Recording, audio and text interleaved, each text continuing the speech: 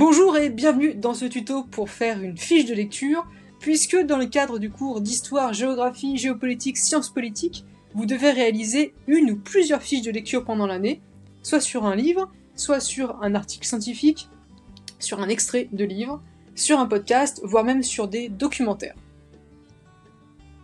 Alors pourquoi est-ce qu'on vous demande de faire ça? C'est pas juste pour vous embêter, pas juste pour vous donner du travail en plus, c'est parce qu'en fait on a besoin d'alimenter un petit peu ce qu'on fait en classe et d'aller voir un peu plus loin certains sujets. C'est pour ça qu'on vous demande de faire différentes formes de fiches de lecture pendant l'année.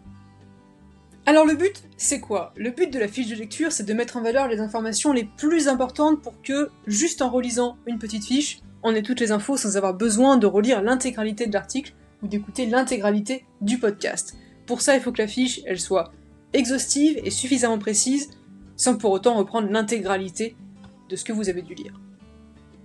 Première étape, quand on fait une fiche de lecture, évidemment, on n'a pas le choix, il faut d'abord lire l'ouvrage ou écouter le podcast qu'on doit résumer. Une lecture active, c'est quoi? Une lecture active, c'est prendre des notes. Évidemment, on ne se contente pas de lire son livre dans son coin, on écrit au fur et à mesure les éléments les plus importants. On note les titres, donc l'intégralité du plan, toutes les idées et les notions principales, voire éventuellement aussi quelques citations si elles paraissent très importantes. Surtout, on n'écrit pas tout.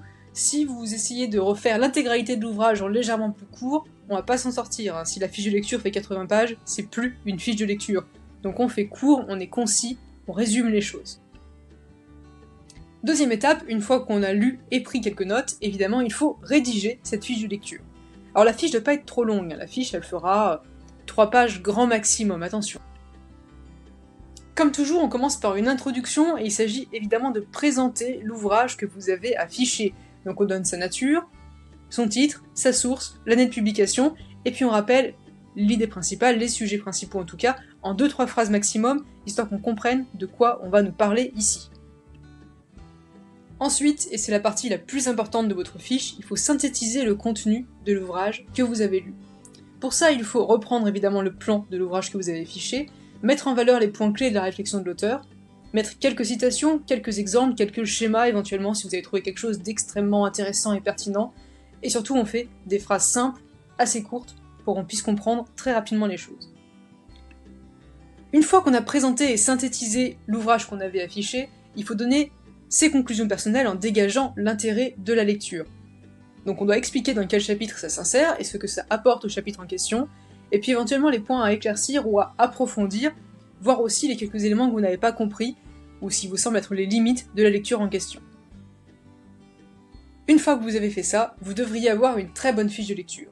On rappelle les principes généraux, on fait quelque chose de simple, efficace, en reprenant bien le plan suivi à l'origine, et on donne toujours son avis à la fin pour mettre en perspective la lecture et voir un petit peu ce qu'elle apporte à notre réflexion.